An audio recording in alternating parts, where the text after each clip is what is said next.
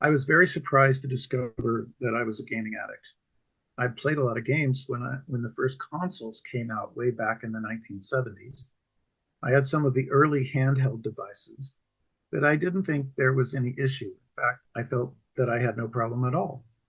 Uh, then came along personal computers, or PCs, and along came a friend who had experience with them, and he put a game on my computer at my office. Immediately, I was hooked. I shared it with others in the office, and soon everybody was playing this game. One guy even facetiously spoke up after a few weeks saying, "Damn, why did you introduce me to that game? I'm totally addicted." This was way back in the 80s. It was the late 80s, but still, I still didn't think I had a problem. My workload was often very light, and so it didn't seem to be a real problem.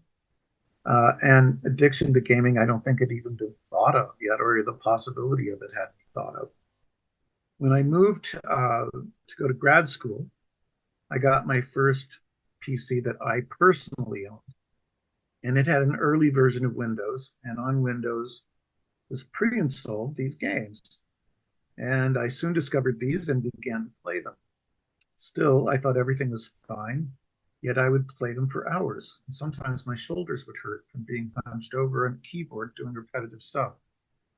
The obsession of the mind was definitely starting to appear. I went off to do field research in a part of the world where I really didn't have much access to electricity and things like that.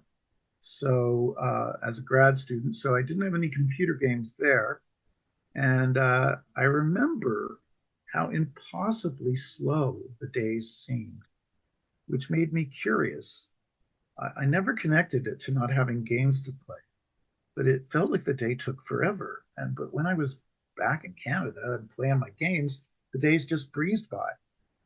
So I made it a year without games, and I was sure I didn't have a problem. It didn't even occur to me that I had a problem. I kind of missed my computer and that kind of stuff, but while I was there, but you know, it wasn't an option, and I just kind of accepted it. I think it kind of depressed me that I didn't have it, but I think part of me was missing the games. When I got back home, the gaming started up again. I managed to write all my dissertation stuff, and I needed three extensions, by the way, to defend it, and I felt like I was a pain in the ass. I was embarrassed by this, but I didn't connect it to my gaming. Within a few months of graduation, I got a job. I dived into my profession with gusto, and for a while, the gaming seemed to recede from my awareness. I was still doing a lot of it, but I didn't see it as interrupting my focus. Yet, I was chronically late because I was wasting time or prepping a presentation at the last minute, all because I'd been gaming. I got away with it for a while, years actually, but eventually it got me into trouble. Still, I told no one about my gaming. It was my dirty little secret because I was in total denial. And the fact that I kept it a secret should also have been a clue to the problem. I didn't want anybody to know I was gaming, yet I still didn't have a problem with it. Well, why do I need to keep it a secret if it's not a problem? I was playing on the computer at work, I was playing on the computer at home, and when I got the smartphone, I was playing everywhere. Again, I never thought this was a problem. I had a troubling start to life. My childhood home was not a healthy place. It was often very unsafe. And I kind of had to find ways to cope with that. I also faced some bullying at school, and I needed ways to avoid thinking about those things. So initially, as a child, I chose a very elaborate fantasy life. But when electronic gaming came along, well, that was just another form of fantasy. I took it to it like a duck takes to water. Here was a world apart from my painful daily reality. I had learned to dissociate, check out long before, but gaming became my way of doing it once they became so available. Once I was an adult, supporting myself, looking like this responsible, important person, I thought I had it made. People were impressed by my credentials and my job, but underneath, I always felt a bit like a loser, a faker, and a phony. My outer life was, in some ways, an attempt at proving to the world that I wasn't a loser, but I was so obsessed with the approval of others because I never really approved of myself. And so games were my escape. Games were my way of numbing my negative feelings. I played them every chance I got, at home, at work, on the bus, between home and work. I practically always had a game open on the computer or phone. Then came the pandemic. Now I was working from home. I didn't even need to put pants on for a meeting. I mean, as long as the camera wasn't aimed too low. And I couldn't even go out to a restaurant. I couldn't go shopping. I couldn't have coffee with a friend. I couldn't even see my friends. So games took over completely. I felt more and more isolated, and the games became a bigger and bigger part of my life every day. I had been in trouble because of them before, by being late for work, not having things ready. Now I wasn't late for things since I just had to walk over to the computer and start up the appropriate apps. Now, what's interesting is that although my work was entirely online, I still was ignoring aspects of my work. I developed some resentments at some of my superiors. Some of it was justified, some of it was just my old wounded self reacting. When these problems came up, I started avoiding reading work emails as I was afraid I would find a message that someone from someone who was giving me difficulties. Well, I planned to look at the emails tomorrow. Today, I deserved a break from those people. Why not just play games today? When tomorrow came, of course, I just said the same thing over again. I'll look at that stuff tomorrow. And bit by bit, I began to put my work in jeopardy. But I was defensive in the extreme about it. If I did get an email from my superior that said I was in trouble, and I was in trouble more than I like to admit, I would try to bluff my way through it. I would blame, deflect, excuse, even attack. Well, if you hadn't done this or that, then I wouldn't be so stressed and this wouldn't have happened. I actually said stuff like that. I later learned that my actions had harmed someone. I had needed to sign off on some important papers, and I had been ignoring my emails, and I was lost in a haze of gaming and sometimes other addictive behaviors. So I actually caused financial harm to another person, which I'm very ashamed of. And I still need to find a way to make amends to that person. Needless to say, people don't trust me much anymore at work. I'm still there. It's an amazing thing, but I still have the job. I knew deep down that gaming was a problem. I decided I would quit. I went a week, but relapsed. So I tried again. This time I managed to make it 2 weeks. But then I patted myself in the back, said to myself, see, you don't really have a problem. And then I'd play a game and would be trapped in the fantasy all over again. One time I actually quit for an entire month on willpower alone. I was sure then that I had this problem fixed, but I hadn't changed. And I went right back to gaming after that month, believing that the month was proof that I didn't have a problem. Interestingly, I had started to look at the GAA website. I did that little self-test, and honestly, I answered yes to 20 out of 20 of those questions. It was all very secretive, and I tried not to think about it. I was irritable if somebody called while I was playing. I would be so annoyed. I'm sure my friends didn't feel good about the way I was ignoring them. And my personality was changing, and I didn't like what I was seeing. And my apartment became a pigsty. I had started ordering stuff for delivery, so I didn't have to go out and didn't have to stop my gaming.